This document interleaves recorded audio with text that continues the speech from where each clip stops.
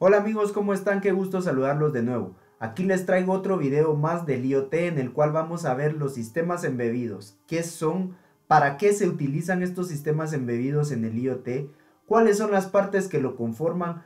¿Cómo podemos elegir uno? ¿Qué características tenemos que tomar en cuenta para poder elegir uno? Y algunos ejemplos de algunas placas de desarrollo. Sin más preámbulo, iniciemos. Los sistemas embebidos son dispositivos de cómputo que realizan tareas específicas y dedicadas sin una interacción de usuario directa. Estos pueden venir en diferentes formas y tamaños. Por lo general, en IoT son pequeños y con recursos limitados. Existen dos tipos de sistemas embebidos que son los microcontroladores y los microprocesadores. Los microcontroladores se utilizan para ejecutar pocas tareas y tareas que no requieran mucho consumo de energía. Esto puede ser, por ejemplo, cuando colectamos información de un sensor simple, lo almacenamos y lo enviamos a un elemento externo. Estos también se pueden utilizar, los microcontroladores se pueden utilizar cuando existen limitaciones a nivel de energía, es decir, que no se pueda conectar el dispositivo a una energía comercial, sino que necesite conectarse a una batería. Los microcontroladores son mucho más eficientes que los microprocesadores en el consumo de energía. Estos son más baratos, vienen todo en uno, son algunas de las características. Y también pueden cumplir con requerimientos de que una tarea se ejecute en un tiempo definido, específico y corto. Estos son requerimientos de tiempo real que se utilizan en algunas aplicaciones de la vida real. Pasando a hablar un poco más sobre los microprocesadores, que son el otro grupo, estos pues ya manejan un mayor nivel de cómputo. Aquí se pueden montar ya sistemas operativos completos como Embedded Linux System y pues sirven para ejecutar tareas mucho más avanzadas, como por ejemplo el manejo de una cámara o poder mostrar información de varios sensores en un sistema de cómputo o en un monitor. Importante mencionar que aquí este viene separado de las otras partes, o sea, cada una de las partes viene por separado. Esto solo es un procesador y pues básicamente esto le permite enfocarse en tener mucho más potencia en base a eso. ¿Para qué sirven los sistemas embebidos en el IoT? Pues básicamente son los que le dan la inteligencia a las cosas. ¿A qué me refiero con eso? ¿Qué actividades son las que pueden realizar? Pueden colectar información de un sensor, pueden almacenar esta información dentro de su memoria, pueden realizar cálculos de varias mediciones que han tomado y sacar valores promedios, sacar cálculos en base a eso. Luego, cuando se quieran comunicar hacia elementos externos, pueden agregar información de seguridad, y también pueden agregar información de stacks para el envío y recepción de la información hacia elementos de comunicación. En sí, los sistemas embebidos son el equivalente al cerebro en las cosas del IoT. ¿Cuáles son las partes que conforman un sistema embebido? Yo lo dividí en 6 partes. Básicamente son el procesador, que se encarga de ejecutar las tareas para las cuales fue definido o está definido el sistema. Estas tareas pueden ejecutarse en un super loop, es decir, una tarea secuencial de otra en un loop infinito. Esta es la forma más básica de programar un microcontrolador. O bien pueden montarse varias tareas que se ejecuten de manera simultánea, que ya son requerimientos para sistemas operativos de sistemas embebidos, o bien ya montar un sistema operativo como tal, como un Embedded Linux, que ejecute tareas mucho más potentes. El procesador se encarga de realizar estas tareas y de llevar el control de las mismas. Luego tenemos el storage, que es donde se almacena el firmware que se le va a cargar. Este firmware se almacena como un archivo binario y pues básicamente aquí, además de eso, se pueden guardar variables que son constantes para el programa. Esto para el caso de microcontroladores. Luego tenemos la memoria RAM, que es el recurso más preciado dentro de los sistemas embebidos porque por lo general es muy limitado. Aquí se guardan estructuras de datos que ayudan a cumplir con las tareas específicas de la solución. Luego tenemos los periféricos de comunicación. Estos le permiten a los sistemas embebidos poder interactuar con sensores, con elementos de salida, con otros sistemas embebidos que por ejemplo manejen la comunicación y que pues básicamente se utiliza para comunicarse al exterior. Aquí encontramos los puertos digitales, los puertos analógicos, los puertos PWM o los puertos de interrupciones. También encontramos buses de comunicación serial como el UART, el SPI o el I2C. Luego tenemos los controladores de reloj, que se utilizan básicamente para llevar la velocidad de trabajo del CPU. Son los que controlan a qué velocidad está trabajando el CPU. Y finalmente, esto no precisamente es de un sistema embebido, pero en el IoT sí es parte esencial. Estos son los transceivers de comunicación.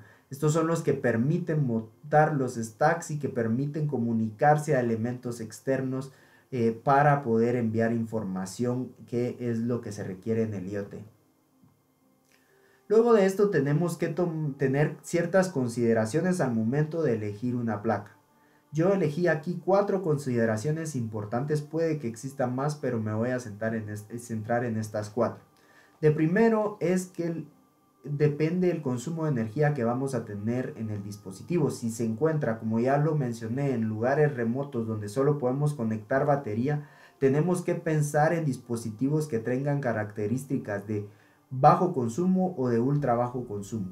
Estas características se pueden cumplir como por ejemplo con las frecuencias de reloj variable. Esta es una característica que le permite a los microcontroladores o microprocesadores bajar su consumo, bajar su velocidad de ejecución, y esto pues ayuda a que consuma menos energía, ya que entre más rápido esté trabajando un procesador, consume mucho más energía. Luego tenemos los estados de hibernación, que son importantes, en el cual a través de un transistor puede desactivarse todas las entradas y salidas, todos los elementos que se conectan como entradas y salidas, y también pues se puede poner en modo apagado esperando a recibir una interrupción para poder volver a entrar a funcionar. También aquí se utilizan tecnologías de Energy Harvesting, que básicamente le permiten al dispositivo ser autosostenible. Aquí por ejemplo pueden haber paneles solares ya embebidos en la tarjeta, los cuales permitan darle energía al sistema para que pueda funcionar de forma correcta. O también pueden existir elementos como que utilicen el calor para convertirlo en energía, entre otras tecnologías que existen acá. La otra consideración que tenemos que tomar en cuenta son el cómputo para firmware. Si vamos a obtener un super loop, que como ya lo mencioné es una tarea, son tareas secuenciales y finitas, pues básicamente aquí podemos utilizar dispositivos muy pequeños, que incluso microcontroladores de 8 bits que nos permiten cumplir con estos requerimientos. Ya si vamos a tener muchas tareas las cuales se tienen que estar ejecutando de forma paralela, pues aquí necesitamos ya sistemas de 32 bits, microcontroladores de 32 bits que soporten ya sistemas de Real Time Operating System, entre otros sistemas operativos que se utilizan en el IoT. Ya si necesitamos que se requieran funciones mucho más avanzadas, donde ya necesitemos un sistema operativo embedded Linux, aquí ya deberíamos de pensar ya en utilizar microprocesadores en lugar de microcontroladores, los cuales pues cumplan con estos requerimientos. Hablando con respecto a seguridad, las consideraciones que hay que tomar en cuenta, yo aquí lo dividí en 4 niveles. El nivel más básico en el IoT pues es cuando se logra la comunicación a nivel de capa 2. A nivel de esta capa se tiene cierta autenticación, y entonces dependiendo del protocolo que va a utilizar para comunicarse, con esto es lo más básico que puede llegar a tener. Ya si se requiere que exista una encriptación de datos utilizando protocolos como AES, que es un protocolo de hardware, entonces ya se tienen que buscar dispositivos que cuenten con este tipo de características. Hay dispositivos que no los tienen, así que hay que escoger si se necesita implementar este tipo de tecnología, un dispositivo con el cual lo cuente. Ya si nos vamos a capas superiores, el manejo de TLS es importante. Existen unas librerías como el Wolf SSL que permiten montar TLS versión 1.3 a los dispositivos embebidos. No a todos, requiere cierto nivel de memoria y hay que tomar en cuenta cuánto nivel de memoria se va a consumir para esto. Luego ya si nos vamos a un nivel un poco más superior, que es la seguridad, si vamos a conectar el dispositivo directo a la nube y tenemos que implementar cierta seguridad en la nube, tenemos que ver que nuestros dispositivos cumplan con ese nivel de seguridad. Aquí pues no se pueden utilizar dispositivos que sean sin mayores recursos, ya que por lo general se utiliza aquí versiones de TLS para poder conectarse a la nube. Finalmente, hablando sobre stack de comunicación, necesitamos saber qué stack es el que vamos a utilizar y cuál es el que vamos a montar para nuestra comunicación en el sistema. Aquí menciono yo 3 ejemplos puntuales y pues primero es el TCP/IP. Aquí hay 3 librerías de open software que se pueden utilizar. La primera es la Lightweight IP, que requiere unas decenas de kilobytes y que básicamente se puede montar sobre esto IPv4, IPv6, sockets TCP y UDP, clientes DNS, DHCP, y algunos protocolos de aplicación que se pueden montar sobre esto. Es importante mencionar que por las decenas de kilobytes los dispositivos más pequeños no pueden soportar este protocolo. Hablando ahora del Micro IP, que es una librería pues para dispositivos mucho más pequeños, que cumple con menos features que la anterior y puede tener una tasa menor de velocidad, pero pues nos ayuda a tener nuestro stack TCP/IP en dispositivos más pequeños. Una librería mucho más nueva es la Pico TCP. Aquí esta se diseñó específicamente para temas de IoT. Aquí ya se pueden montar aplicaciones de 6LoWPAN, que es una red que se utiliza en redes IoT, que tiene unos protocolos de ruteo algo avanzados. Básicamente consume el mismo footprint que la Lightweight IP, o sea que requiere algunas decenas de kilobytes.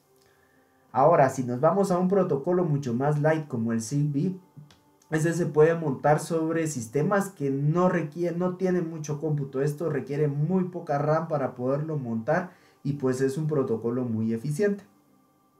Pensando en protocolos como Bluetooth Low Energy, tenemos que saber que tenemos que montar el sistema con una RAM que soporte el stack donde soporte todos los componentes de este stack. Adicional, tenemos que pensar, alguna de las recomendaciones que se da para esto es utilizar un procesador distinto para ejecutar todas las funciones de comunicación de Bluetooth, o bien utilizar sistemas de tiempo real, sistemas operativos de tiempo real que ejecuten un multithreading o multitasking para poder ejecutar estas tareas sin interrumpir a lo demás. Bueno, estas son las consideraciones. Si tenemos el conocimiento suficiente, tenemos el tiempo suficiente, podemos armar soluciones pero muy a nuestra medida. Esto nos va a permitir ahorrar costos y ahorrar pues temas de energía, entre otras cosas, y vamos a hacer un dispositivo el cual podemos cambiar de forma muy sencilla. Sin embargo, para ahorrar tiempo ya existen algunas tarjetas de desarrollo en el mercado que nos permiten sacar dispositivos mucho más rápido. Una de estas son las de Nordic Semiconductor, en el cual encontramos las NFR 52840DK, que básicamente se utiliza para redes Bluetooth, y Nordic Semiconductor en conjunto con Adafruit han sacado otras tarjetas como la FEDER NFR 52840 Express o la FEDER NFR 52 Bluefruit LE. Estas siempre son para redes Bluetooth. Pensando en Texas Instruments, existen muchas redes de desarrollo. Yo encontré algunas en su página web que tienen conectividad Zigbee, 6LoWPAN, LoRa, entre otras, y aquí menciono algunas. Estas son llamadas Launchpad y estas, el ejemplo que traigo son la CC26X2R1, la LPSTK o la CC3235 Mod. El siguiente ejemplo que traigo son las Sparkphone Electronics. Estas tienen una tarjeta muy interesante que me pareció súper buena, que es una que nos permite conectarnos a redes móviles LTE de nueva generación. Estas redes móviles LTE, esta tarjeta se llama LTE Cat M1 NB-IoT Shield con un chipset SATA R4 que permite conectarse a este tipo de redes. En algunas frecuencias hay que investigar y hay que ver en qué frecuencias pueden manejar y validar si tu operador de red de tu país maneja estas frecuencias y maneja este tipo de redes. También tenemos una red, una tarjeta Wi-Fi que es la IoT Redboard Kit basada en ESP32. Luego tenemos algunas tarjetas de Adafruit como la Assembled Feather Husa. También tenemos la Feather 32U4 Bluefruit LE que sirve para Bluetooth. La Fona 808 que se pega a redes GSM. Siempre aquí hay que tomar en cuenta la frecuencia, como ya lo mencioné, de tu operador móvil. O la Fona 3G porque se conecta a redes 3G. Microchip también ofrece una amplia variedad de tarjetas de desarrollo para IoT que ya vienen integrados con sus transceivers. Algunas de estas tarjetas de ejemplo son la SAM R21, la PIC IoT WA, la ABR BLE o la RN2483. Luego tenemos una tarjeta muy interesante que se conecta a una red satelital llamada Iridium Communication. Esta red pues básicamente se creó hace mucho tiempo, incluso antes de que tuviéramos redes celulares, pensando en dar comunicación en todo el mundo, pero es muy costosa y tardó mucho en desplegarse. Le ganaron la partida a las redes móviles como AT&T y pues ellos se comieron el mercado, pero esta red sirve para poder comunicar dispositivos que se encuentran incluso en medio del océano y pues poder enviar información desde ahí. Un ejemplo de una tarjeta que se puede conectar a esta red es la Rockblock MK2. Teníamos que hablar aquí de Arduino, puesto que Arduino vino a cambiar el mercado, hizo las cosas mucho más fáciles, trajo muchísima documentación, empezó a generar muchísimas placas y pues es uno de los grandes en este tema de microcontroladores. Aquí tenemos que hablar, voy a hablar solo de algunas placas, hay muchísimas más, pero aquí me voy a centrar en 3 placas. La MKR-WAN 1300 que sirve para conectar dispositivos a redes LoRaWAN, la MKR-1000 que sirve para conectar dispositivos a redes Wi-Fi y la MKR Fox 1200 que sirve para conectar dispositivos a redes Sigfox. Y finalmente un proveedor que vino a mover el mercado, vino a abaratar los costos de los dispositivos, a entregar dispositivos potentes muy baratos, es Espressif. Espressif trajo 2 tarjetas puntuales, que es la SP8266 y la SP32, las cuales la primera se pega a redes Wi-Fi y la segunda tiene la capacidad de pegarse a redes Wi-Fi y a redes Bluetooth. Y pues la segunda incluso se le pueden montar sistemas operativos de real time para poder cumplir con estos objetivos. Pasando a hablar de tarjetas de desarrollo para microprocesadores a las cuales ya se les pueden montar embedded Linux System, tenemos algunas tarjetas que en el 2022 fueron catalogadas como una de las mejores. Existen muchas más, pero aquí me voy a centrar en estas. La primera es la MX6ULL Colibri SOM más un Colibri Evaluation Kit. También tenemos la Giant Port, la Discovery Kit with STMP32MP157A, la BeagleBone Green Gateway, la BeagleBone Black y no podía faltar la Raspberry Pi. Aquí menciono el modelo 4 4 modelo B, pero existen muchos más modelos que pueden ser utilizados en Raspberry Pi, que son súper baratos y que pues ayudan a tener funciones de cómputo muy elevadas. Y eso es todo, amigos, en este video. Espero que la información que les compartí les sea de utilidad. Por favor, escríbanme si les estoy aportando valor. ¿Qué más contenido puedo generar en base a esto? ¿Qué esperarían? Por favor, escríbanme para poder yo preparar contenido de esa manera. Pues me despido y nos vemos hasta un próximo video. Adiós.